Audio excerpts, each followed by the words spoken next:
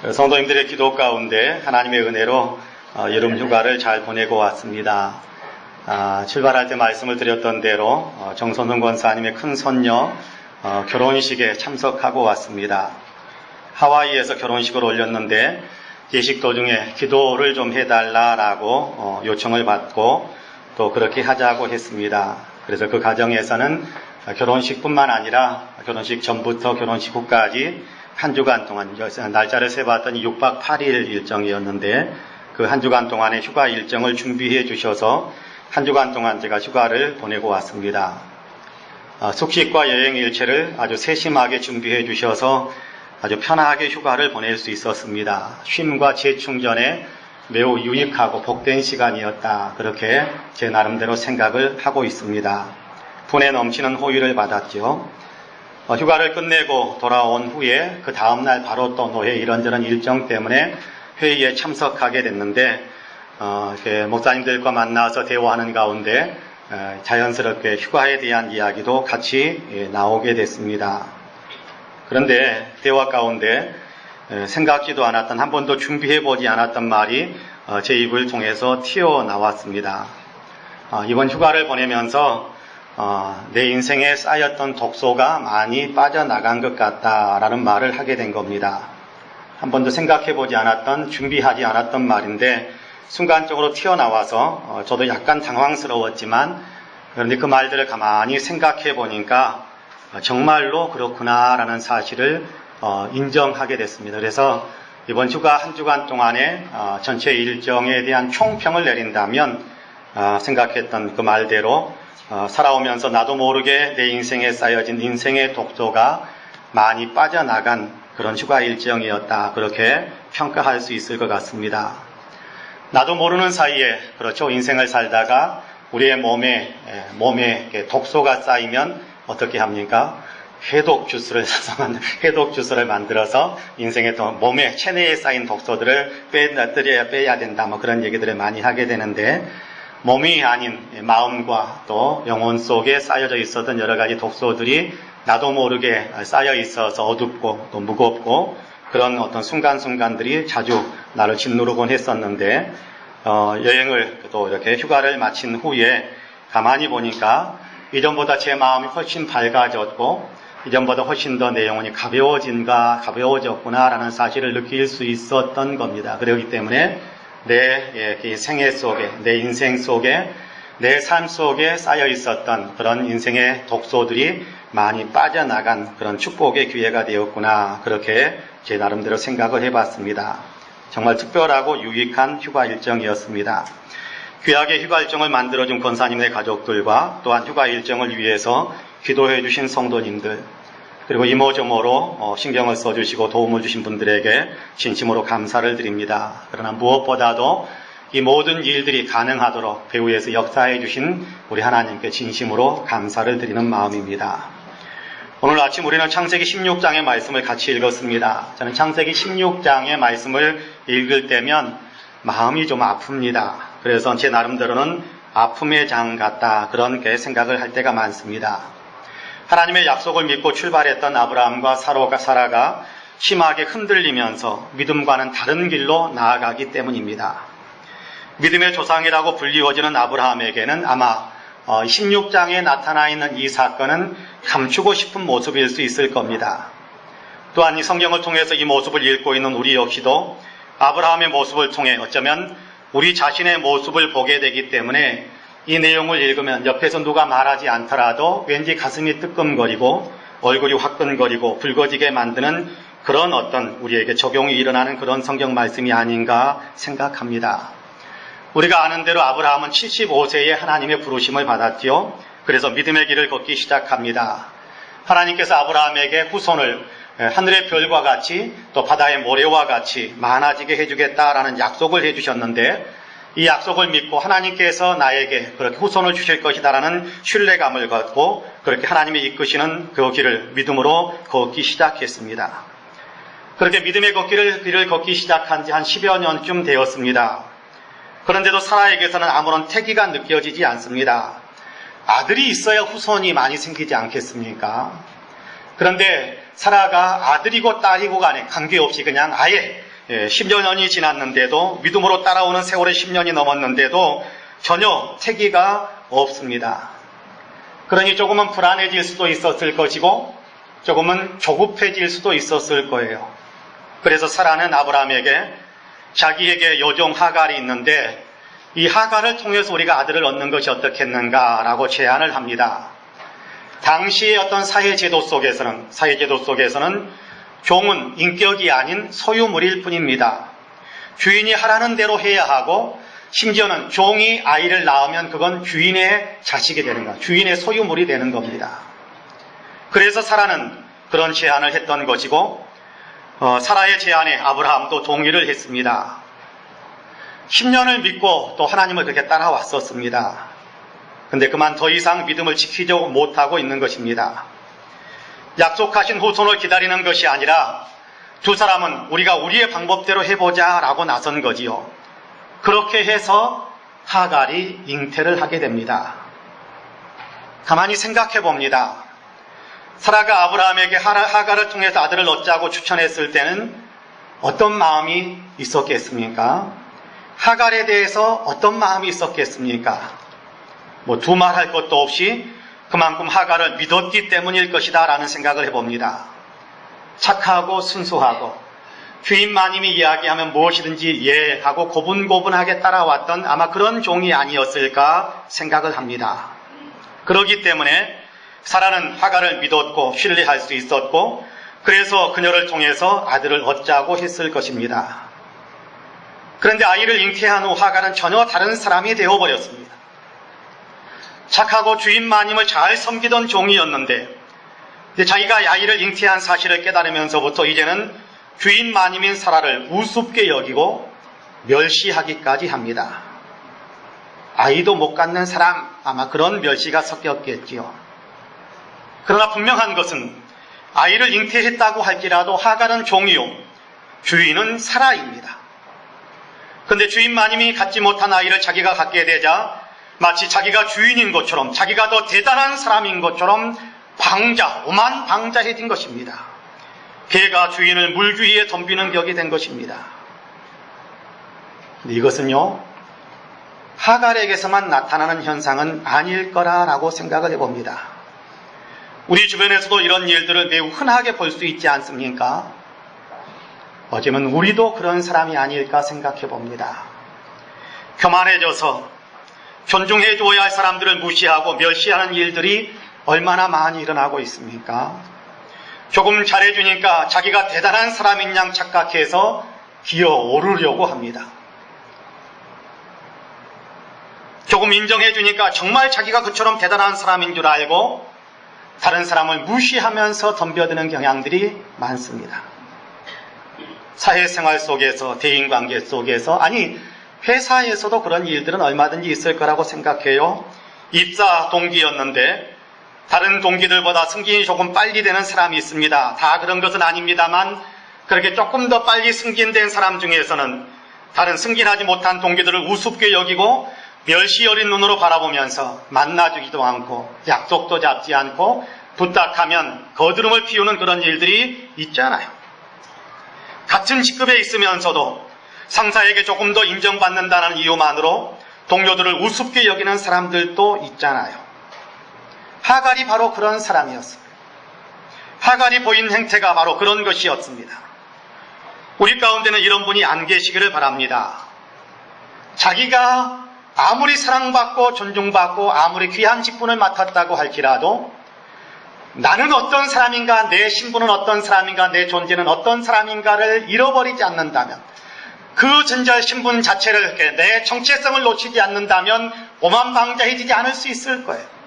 그런데 내 신분을 놓쳐버리고 인정해주니까, 그냥 우아해주니까 자기 자신이 한없이 들떠서 마치 그렇게 고무풍선을 타고 하늘로 오르는 것 같은 그런 마음들을 품고 계시는 분들, 그런 분들이 우리 가운데는 절대 계시지 말아야 한다는 것입니다. 분수를 모르는 사람이 되어서는 안 된다는 것이지요. 로마서 12장 3절을 보면 마땅히 품어야 할 생각, 그 이상의 생각을 품지 말고 하나님께서 주신 분수에 따라서 생각해야 된다라고 말씀합니다. 이것이 구원의 은혜를 받은 사람들이 가져야 될 생각, 구원의 은혜를 받은 사람들이 가져야 될 삶의 태도, 구원의 은혜를 받은 사람들은 마땅히 그렇게 해야 된다라고 말씀하시는 겁니다. 목사가 되었다고 목에 힘주면 안 됩니다. 제가 예전에요, 후배 목사님이 목사 임직을 하는데 가가지고 축하한다 그러면서 손을 내밀어서 악수를 했어요. 목사 임직 받기 바로 전날까지 이렇게 그래도 친하니까 만나서, 그때는 준목이었으니까 준목 그러면서 이야기하면서 하면 제가 손을 내밀면 저도 좀 교만했겠지요. 제가 한 손을 내밀면 그 친구는 두 손을 이렇게 딱 잡고 악수를 했는데, 목사 한 손 딱 받고 난 다음에 제가 축하한다 했더니 자기도 한 손만 딱 내밀고 이렇게 하더라고요.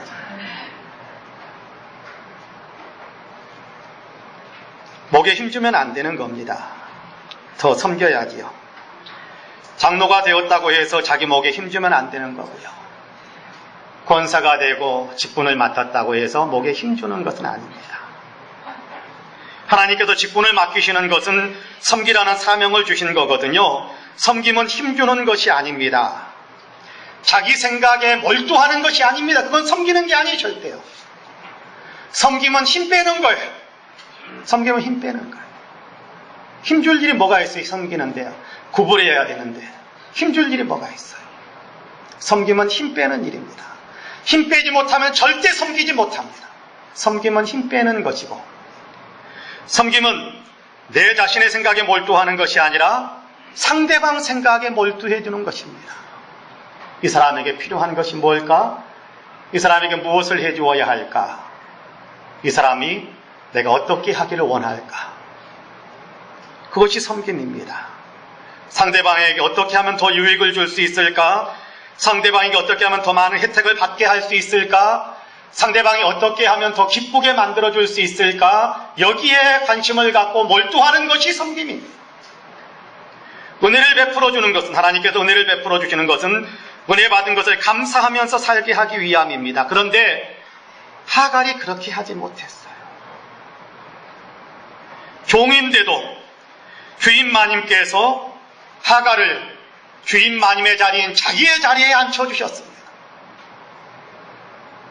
그러면 감사해야 할 텐데 마치 자기가 주인이고 주인 마님이 종이라도 된다는 듯이 기고만장하며 함부로 대한 것입니다. 어떻게 되었습니까? 사라가 자기의 권위로 하갈을 압박합니다. 주인 마님의 권위로 종으로서 대하는 것이지요. 성경에서는 학대했다라는 말까지 표현합니다마는 정신 못 차리는 종을 내리쳐서 다시 종으로 대했다라는 의미겠지요. 정신 바짝 차리도록 콩구멍을 내준 거라고 생각합니다. 그랬더니 어떻게 되나요? 하갈은 견디지 못해 합니다. 견딜 수가 없습니다. 그래서 도망쳐버립니다. 왜 도망쳤겠습니까? 힘들어서요? 맞습니다. 그러나 도망치는 데는요, 힘들어서 도망치는 일들은 많지 않습니다. 힘들어서 도망친다면 지금 군대에는 사람이 하나도 없어야 돼요. 힘들어서 도망치는 것이 정당하다면 여러분 군대에는 한 사람도 없어야 돼요. 왜요? 군사훈련 힘드니까 다 도망쳐야죠. 그런데 힘들어서 도망치는 것이 아니에요. 힘들어서 도망친 것 같지만 힘들어서 도망치는 것이 아닙니다. 본질적인 문제는 자기가 겪고 있는 현실을 받아들일 수 없다고 생각하기 때문에 도망치는 겁니다. 사라가 자기를 종으로 부리는 것을 하갈은 받아들일 수가 없습니다. 자기는 아이를 가졌는데요. 그래서 못 받아들이겠다.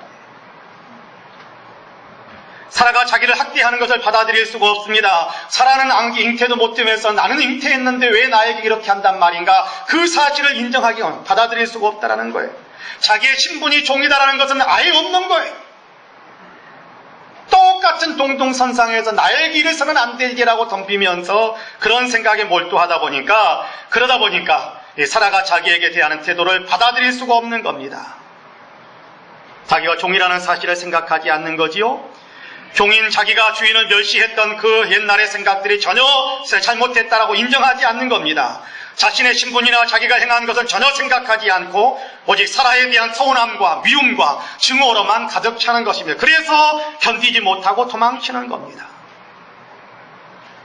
우리 가운데서도 이런 생각에 빠져 있는 분들이 계시지 않는다라고 말할 수는 없을 것 같습니다. 자기가 잘못한 것은 전혀 생각하지 않고 다른 사람이 내게 잘못하고 있다면서 서운해하시는 분들이 계시는지 않는지 모르겠습니다.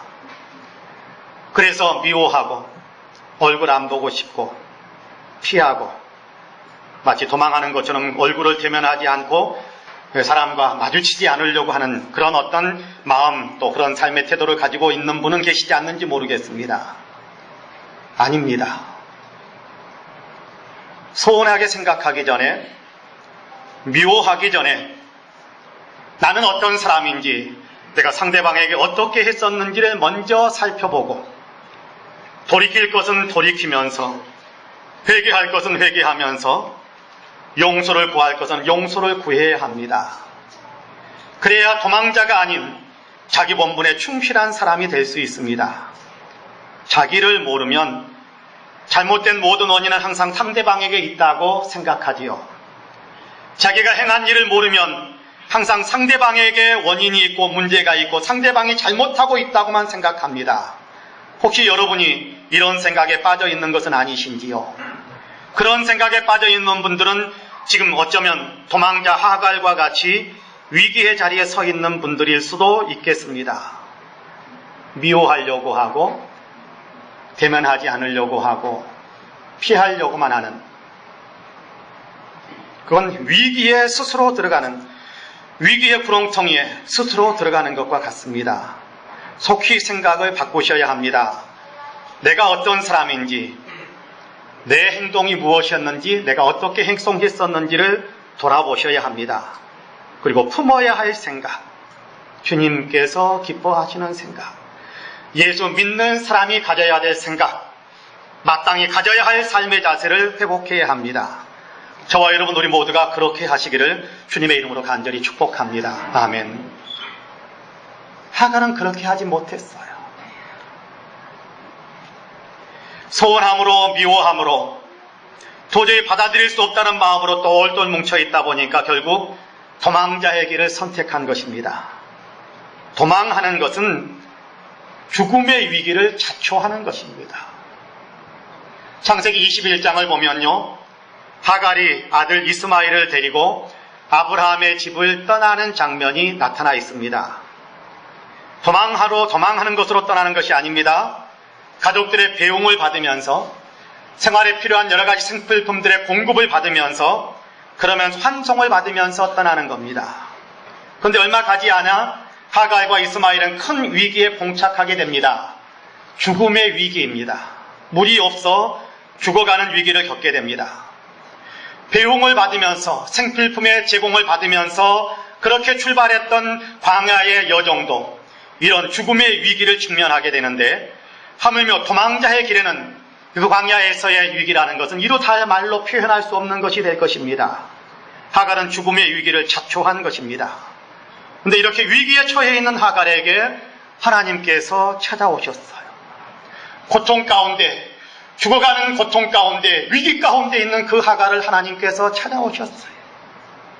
그리고 말씀합니다.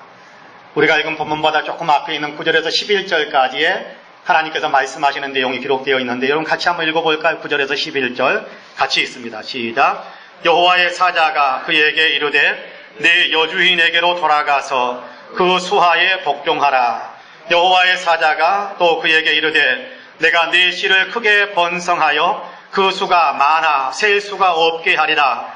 여호와의 사자가 또 그에게 이르되 내가 임신하였은즉 아들을 낳으리니 그 이름을 이스마엘이라 하라. 이는 여호와께서 내 고통을 들으셨음이니라. 할렐루야. 고통 가운데 있는 하갈을 하나님께서 보시고 고통에서 건져주시려고 그에게 사자를 보내주셨습니다. 그리고 하나님의 뜻을 전달하시지요. 고통 가운데서 벗어나고 위기에서 벗어나고 생명을 살리는 그 길을 위해서 하나님께서 사자를 통해 하갈에게 길을 제시해 주는 겁니다. 뭐라고 이야기합니까? 여주인인 사라에게 돌아가라 라고 말합니다. 보호하는 울타리 속에 들어가야 생명을 유지할 수 있기 때문입니다. 도망자의 삶은 광야의 삶뿐이에요. 생명을 보장할 수 없어요. 그러나 아브라함의 집이라는 그곳, 울타리가 있고 보호막이 있는 그곳에 들어가면 생명에 보장되는 겁니다. 그러므로 도망자의 길 계속해서 가지 말고 생명의 보호를 받을 수 있는 너의 주인에게 돌아가서 열심히 섬기는 삶을 살아라 라고 이야기하는 겁니다. 아들을 낳을 텐데 그 아들을 통해서 너를 번성하게, 너의 씨앗이 번성하게 만들겠다라고 약속하지요. 너의 뒤가 창대해지게 만들 것이다 라고 약속하는 그 미래에 대한 약속을 주시는 겁니다. 그러면서 한 말씀을 더 합니다. 이스마엘, 하나님께서 들으신다. 네가 고통당하고 네가 힘들고 지금 어렵게 살아가고 있는 너의 형편, 네가 그곳에서 신음하는 그 소리들 하나님께서 다 듣고 계셨고 지금도 들으신다. 그러므로 돌아가도 된다. 그렇게 말씀하시는 겁니다. 하나님의 이 말씀을 들은 하갈은 곧바로 하나님께서 나를 살펴주시는구나, 하나님께서 나를 살피고 계시는구나, 하나님께서 여전히 지금도 나를 살피고 계시는구나 라면서 놀라워하며 감격 속에서 하나님은 나를 살피시는 하나님이시군요 라고 고백하는 그런 장면을 우리가 보게 되는데요. 13절 말씀 같이 한번 읽어봅시다. 13절 같이 읽어봅니다. 시작. 하갈이 자기에게 이르신 여호와의 이름을 나를 살피시는 하나님이라 하였으니 이는 내가 어떻게 여기서 나를 살피시는 하나님을 배웠는고 함이라. 할렐루야. 하나님을 나를 살피시는 하나님이시구나 하면서 놀라워하는 겁니다. 어떻게 여기에서 하나님을 뵐 수 있단 말인가? 어떻게 하나님께서 여기까지 와서 나를 만나주신단 말인가? 그런 고백입니다. 어떻게 여기에서까지 하나님께서 나를 살펴주시고 계신단 말인가? 놀라워하면서 고백하는 겁니다. 그러면서 자기에게 말씀하시는 하나님, 자기를 찾아오신 하나님을 나를 살피시는 하나님이다 그렇게 부릅니다. 그렇습니다. 하나님은 살피시는 하나님이세요. 나를 살피시는 하나님이십니다. 믿으시기를 바랍니다. 살피신다라는 말에는 매우 다양한 의미가 담겨질 수 있을 겁니다. 잘하나 못하나 감시한다, 그걸 살핀다라는 의미로 사용하기도 합니다.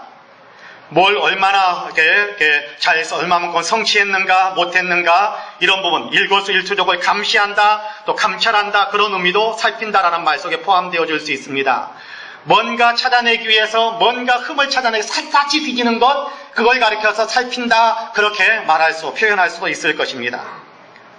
이런 내용들도 살핀다라는 말에 담겨진 의미일 수 있습니다. 그러나 우리가 읽은 본문에서 말씀하는, 오늘 우리가 읽은 13절에서 고백하는 그 살핀다라는 의미는 나의 아픔을 아시고 내가 처한 현실을 아시고 내가 무엇을 어떻게 해야 될지를 아셔서 가르쳐 주시는 하나님이다, 그런 의미로 살피시는 하나님이다 라고 이야기하는 겁니다. 9절에서 11절까지의 하나님께서 말씀하시니까 그 말씀하신 은혜의 내용들을 받아들이면서 하나님이 나를 살피시는 하나님이시군요, 나를 살피고 계셨군요 라고 고백하는 것이 하갈의 고백이거든요. 그러니까 하갈의 고백 속에 담겨져 있는, 하갈의 입술을 통해서 고백하게 만들고 하갈의 입술의 고백을 통해서 자기를 계시하신 하나님, 살피시는 하나님은 우리의 아픔을 아시고 우리의 눈물을 씻어주시고 우리에게 살 길을 제시해주는 그런 하나님이다라는 의미가 담겨져 있는 겁니다. 하나님께서 나를 모르실 줄 알았는데 하나님께서 나를 알고 계시더라는 고백입니다. 여러분 한번 생각해 보세요. 하갈은 아브라함의 가족이 아닙니다. 종이지요. 하나님은 아브라함의 하나님이라고 말고 있습니다. 그러므로 아브라함의 가족이 아닌 종인 자기를 하나님은 전혀 알아주지 않으실 것이다, 모르고 계실 것이다 라고 생각하는 것이 당연할 것입니다. 그런데 하나님께서 지금 하갈을 찾아오시는 겁니다. 그리고 모르는 것이 아니라 하갈의 이름을 불러주세요, 다 알고 계신다라는 겁니다. 전혀 모르신 줄 알았는데 하나님께서 하갈을 알고 하갈을 찾아오시고 하갈을 도와주시잖아요. 그러니 어찌 감격하지 않겠습니까? 하나님이 나를 알고 계시는구나, 감사하는 마음에 나를 살피시는 하나님이다 그렇게 이야기합니다. 나는 목사가 아니니까 하나님이 나를 알아주지 않으실 거야, 나를 모르고 계실 거야, 나는 믿음 생활 열심히 하지 못하고 있어서 믿음의 가문에 속해 있지도 않고 나는 혼자 외롭게 믿음 생활하고 있어서 하나님이 나를 잘 모르고 계실 거야, 그런 생각 안 하셔도 된다는 거예요. 하나님은 종인 하갈을 알고 계시고 살피십니다. 마찬가지입니다. 우리가 외롭게 제대로 된 신앙생활 하지 못하더라도 외롭고 힘들게 그렇게 신앙생활하고 있어도 하나님은 우리를 살피시는 하나님이십니다. 하나님께서 나를 외면하고 계실 거라고 생각했습니다. 하나님의 사람으로 선택하신 사라를 멸시했거든요. 오만방자하게 교만한 행동을 했거든요. 주인도 몰라보고 무리하게 대했던 사람입니다. 더구나 지금 주인의 집에서 도망쳐 나와 광야를 떠돌고 있습니다. 그러므로 하나님께서는 나 같은 것에게는 무관심하다. 그리고 나 같은 것은 버리시고 나 같은 것은 그냥 책망하실 것이다 라는 생각이 있었을 겁니다. 아마 우리 가운데도 그런 생각을 하시는 분들이 계실 수 있다고 생각합니다.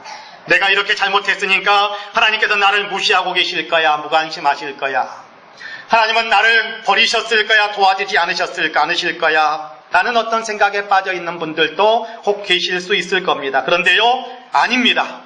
하나님께서는 바로 그런 하가를 찾아오셨지 않습니까? 버림받아 마땅한 존재로 생각하며 하나님은 나 같은 것에게는 관심조차 두지 않으리라고 생각했었는데 하나님께서 찾아오셔서 그의 이름을 불러주시는 겁니다.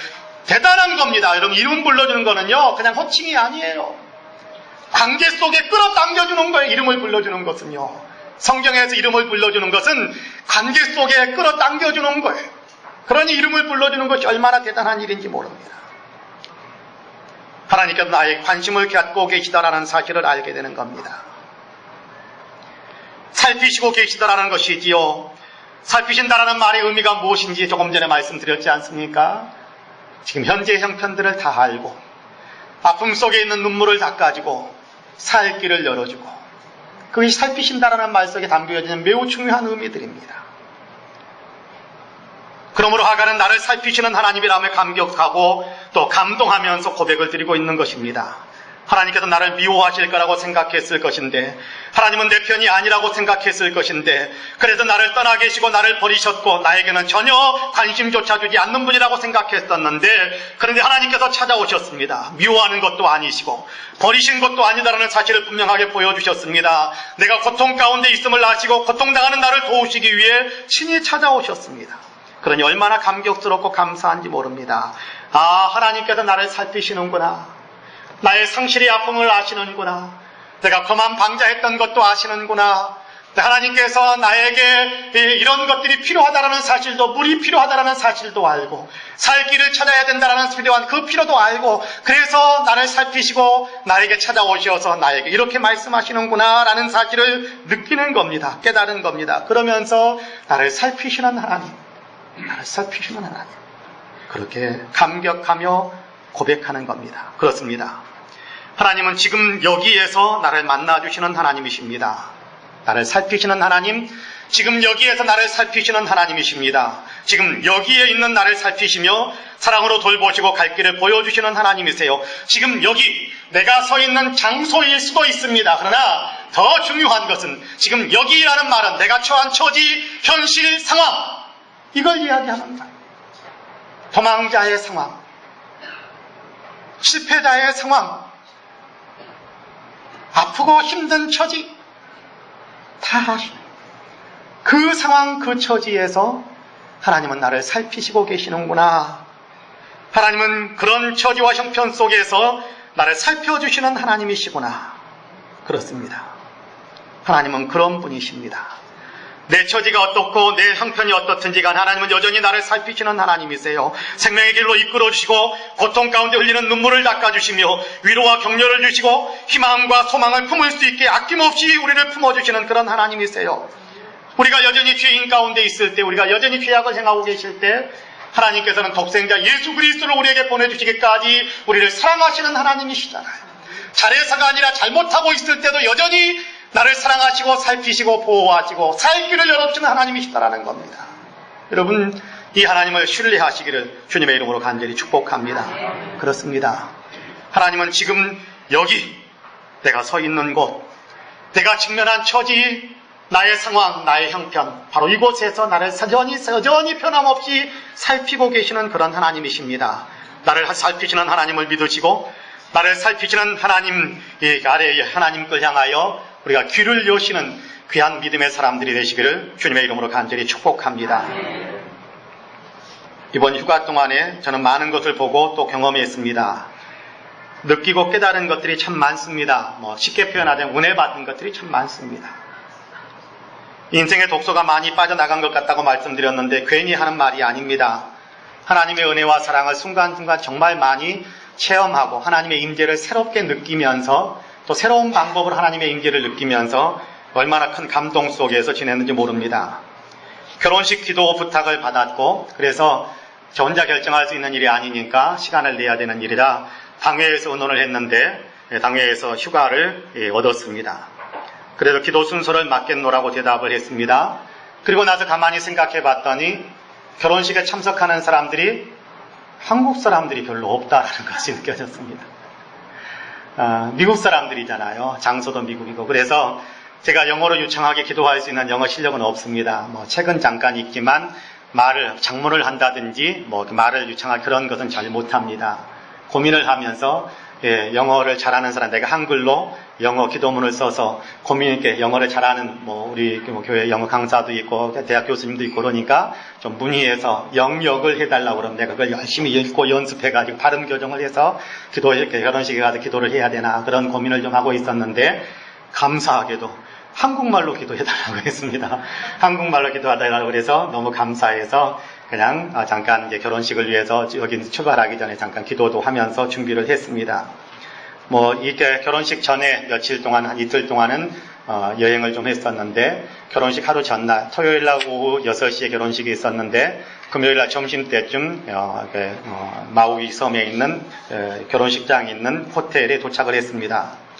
여장을 풀고 시간이 많잖아요. 여유가 있잖아요. 그래서 주변 산책도 좀 했지만 호텔방 테라스에 나가서 그곳에서 테이블도 있고 의자도 있고 그래서 거기 독서하는 시간을 좀 많이 가졌습니다. 성경도 읽고 가지고 간 책도 좀 읽고 그러면서 중간중간 또 하나님께 기도도 드리면서 그러면서 시간을 좀 보냈습니다.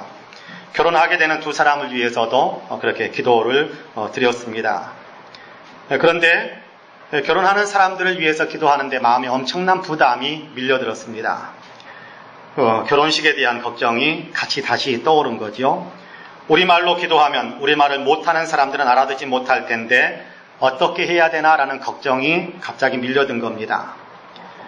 우리말을 못 알아들으면 기도하는 동안 내내 아무 생각이 없으니까 기도 시간이 좀 우습게 여겨질 수도 있겠다라는 생각이 들면서 두려워졌습니다. 기도 시간이 우스워지는 것, 하나님께도 영광이 안 되고 제 자신에게도 별로 좋지 않는 그런 마음이 드니까 두려워졌습니다. 그래서 테라스에 앉아서 성경 읽다가 조용히 주님께 기도를 좀 드렸습니다. 하나님. 그리고 뭐라고 기도해야 될지는 모르겠어요. 하나님. 근데 제 뱃속 깊은 곳에서부터 뱃속이라고 그러니까 좀 이상합니다. 제 아래쪽에서부터 마치 물속에 기포 하나가 퐁 하고 튀어오르는 것처럼 기도 제목 하나가 튀어올랐어요. 여기에도 계시지요? 그게 기도돼요. 하나님, 여기에도 계시지요? 그 기도를 아뢰는 순간에 가슴에 놀라운 평화가 밀려오고 뱃속에서 뜨거운 기쁨이 이렇게 치밀어 오르는 것을 느꼈어요. 하나님의 임재를 경험할 때 맛보았던 그런 감격과 감동들이었습니다. 그 순간 제 생각이 정리가 되는 거예요. 기도는 그 사람들 들으라고 하는 것이 아니니까 하나님께 기도하면 되니까 평안해졌어요. 하나님의 임재 속에 나가서 기도하면 되니까 평안해졌어요. 두려움도 사라지고 걱정도 사라지고 평안한 상태에서 그렇게 기도 순서를 담당했었습니다.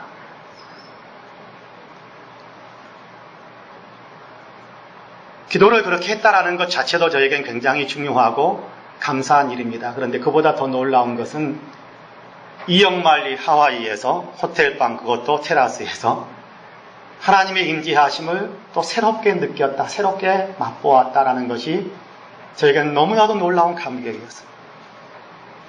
하나님 임재를 맛보는 곳은 예배당이고 기도원 내지는 또 집에서 혼자서 또 조용히 있는 시간들, 한국에서 어느 그런 일들이 많이 있었지만 여행을 가가지고 그런 일들을 경험하는 일들은 드물었습니다. 거의 없었습니다.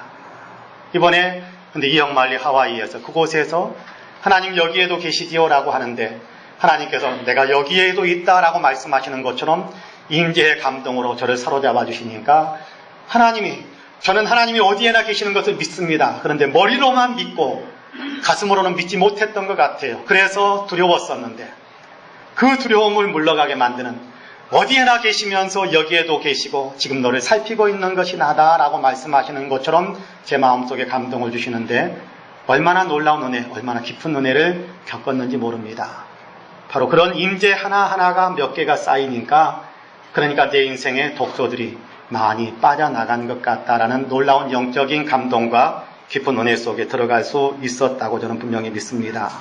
어떤 처지에 있든지 내가 어디에 있든지 어떤 처지에 있든지 확실하고 확고한 믿음에 있든지 두렵고 겁나는 믿음에 있든지 그렇죠. 예배당에 있든지 회사에 있든지 집에 있든지 버스 안에 있든지 어디에 있든지 그것이 중요한 것이 아니라 내 믿음이 확고하고 견고하고 대단한 어떤 이 열정이 있는 믿음에 있든지 아니면 두렵고 떨려서 숨고 싶은 그런 어떤 믿음의 상태에 있든지 그것이 중요한 것이 아니라 하나님은 여기에 내가 어떤 형편에 있든지 간에 바로 그 형편 속에 내가 어떤 처지에 있든지 간에 바로 그 처지 속에 하나님은 살피시면서 함께 하시는 하나님이다라는 사실 여러분 마음속에도 분명하게 믿을 수 있게 되기를 간절히 소망합니다. 내가 느끼든지 안 느끼든지 그건 중요한 게 아니에요. 요한복음 1장에 보면 빌립이 나다나엘이라는 사람을 예수님께로 불러오는 장면이 있습니다. 불러오는데 예수님께서 나다나엘을 향해서 칭찬을 하시지요. 보라 이는 참으로 이스라엘이다. 그 속에 간사한 것이 없다라고 이야기하니까 나다나엘이 예수님 처음 만나거든요. 그런데 저 아세요? 묻는 겁니다. 저 아세요? 그러자 예수님께서 네가 무화과 나무 아래에 있을 때 너를 보았다. 빌립이 너를 부르기 전에 네가 무화과 나무 아래에 있을 때 내가 너를 보고 있었다. 살피고 있었다. 무화과 나무 아래에서 뭐 했어요? 기도했거든요. 민족의 아픔을 끌어안고 기도하고 개인의 아픔을 내어놓고 기도하고 하나님의 도우심을 간청하고 눈물 나는 부분들 하나님께서 좀 해소하기를 소망하는 기도의 시간이 무화과 나무 아래에 있었는데 그때 내가 너를 다 보고 있었다. 그렇게 이야기하는 겁니다. 나다나엘은 느끼지 못했어요. 그러나 예수님은 보고 계셨어요. 느끼든지 느끼지 못하든지 우리 주님은 우리를 살피시는 하나님이십니다. 믿으시기를 바랍니다. 내가 느끼든지 느끼지 못하든지 우리 주님은 우리를 살피시는 하나님이세요. 눈물 닦아주시기 위해 기다리고 계시고 우리에게 살 길을 열어주시는 그런 하나님이십니다. 그러므로 바라기는 하나님은 나를 살피시는 하나님, 하나님은 나를 살피시는 하나님, 하나님은 나를 살피시는 하나님이다라는 분명한 믿음을 가지고 우리의 인생 속에서 다시 한번 용기를 얻고 희망을 얻고 담대함을 가지고 그렇게 주님과 동행하면서 살아가시는 때가 되면 하나님께서 내가 너를 살피고 있다는 사실의 증거들을 보여주기도 하실 겁니다. 그러나 증거들이 보이지 않더라도 하나님은 여전히 나와 함께 하셔서 나를 돌보고 계시는 하나님이다라는 사실을 분명히 믿는 믿음으로 든든하게 무장하시는 저와 여러분 우리 모두가 되시기를 주님의 이름으로 간절히 축복합니다. 아멘. 기도하겠습니다. 은혜로우신 아버지 하나님, 현실을 바라보면서 믿음을 놓치는 때가 많습니다. 지금 내가 처해 있는 처지를 생각하면서 믿음을 놓치는 경향들이 많습니다. 하나님이 나를 사랑하지 않는다라는 생각에 빠져들 때도 있고 하나님이 나를 외면했다라는 생각에 빠져들 때도 있습니다. 그러나 하나님은 여전히 변함없이 나를 살피시고 계시는 분이다라는 사실을 우리에게 가르쳐 주시니 감사합니다. 못났어도 나쁜 행동을 했어도 주님을 불쾌하게 만들었어도 그럼에도 불구하고 주님은 여전히 변함없이 우리를 살피고 계시는 하나님이다라는 사실을 가르쳐 주시니 감사합니다. 이 말씀을 마음에 새기고 우리도 나를 살피시는 하나님, 그 하나님을 의지하며 눈을 열어 그 하나님을 바라보면서 이 땅에서 우리에게 닥친 모든 우리가 직면한 모든 현실들 속에서 믿음으로 승리하며 나아가는 우리 모두가 될 수 있게 하여 주옵소서. 예수님의 이름으로 기도합니다. 아멘.